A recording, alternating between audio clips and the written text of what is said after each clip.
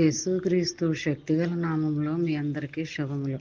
ప్రియమైన దేవుని బిడ్డలారా, మీరు ఎలా ఉన్నారు? గతించిన దినమంతా కూడా ఆయన రెక్కల నీడలో మనందరినీ కాపాడి నడిపించి మరొక నూతనమైన దినంలో మనం ప్రవేశపెట్టిన విధానాన్ని బట్టి మరొకసారి ఆయనకి వందనాలు చెల్లించుకుంటున్నామండి. మరి దేవుని యొక్క సంకల్పము, ఆయన ఉద్దేశం మన పట్ల ఎలా ఉందో మనకైతే తెలియదు, కానీ సజీవులంగా మనల్ని ముందుకు నడిపిస్తున్న విధానాన్ని బట్టి మరొకసారి ఆయనకి వందనాలు చెల్లించుకుంటున్నాను.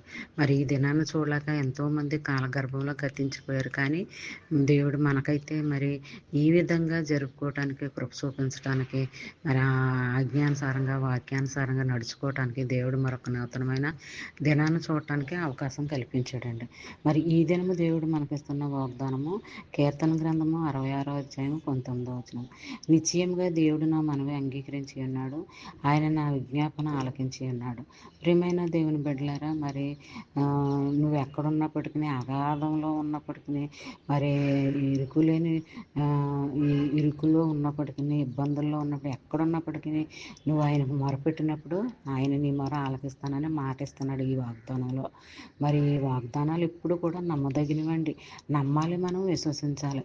మరి ప్రతి వాగ్దానము కూడా ఎత్తిపట్టుకుని ప్రార్థన చేయాలి. అప్పుడే ఆ వాగ్దానాలు మన పక్షంగా నెరవేర్పు అనేది కలుగుతుంది అనమాట అండి.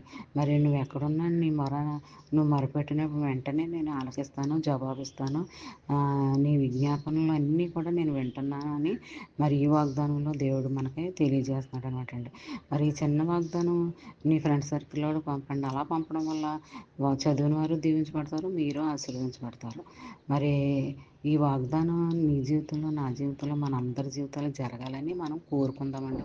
వాగ్దానాలకి నెరవేర్పిచ్చేవాడు ఆయన. అందుకని మనం ఎప్పుడూ కూడా వాగ్దానాలను ఎత్తిపట్టుకుని ప్రార్థన చేయాలి. ఎప్పుడూ ప్రార్థన చేయాలి, నిత్యము ప్రార్థన చేయాలి. మరి దివారాత్రులు ప్రార్థన చేయాలి, ప్రార్థనలో గడపాలి. ఎందుకంటే మనము అంత్యకాలంలో ఉన్నాము. ఏ టైంలో దేవుడు ఎలా వస్తాడో, ఎప్పుడు వస్తాడో అది ఎవ్వరికీ తెలియదు. కానీ మనము సిద్ధపడి ఉండాలి.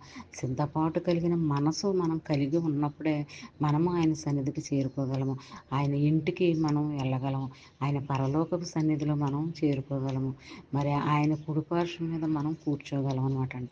ఈ భూమి మీద ఉన్నప్పుడే మరి వాక్యానుసారంగా, ఆజ్ఞానుసారంగా మరి మనం నడుచుకుంటూ జీవిస్తూ ఉంటే మరి మనం ఆ పరలోకపు ఇంటిని దక్కించుకుంటాము, చేరుకుంటాము.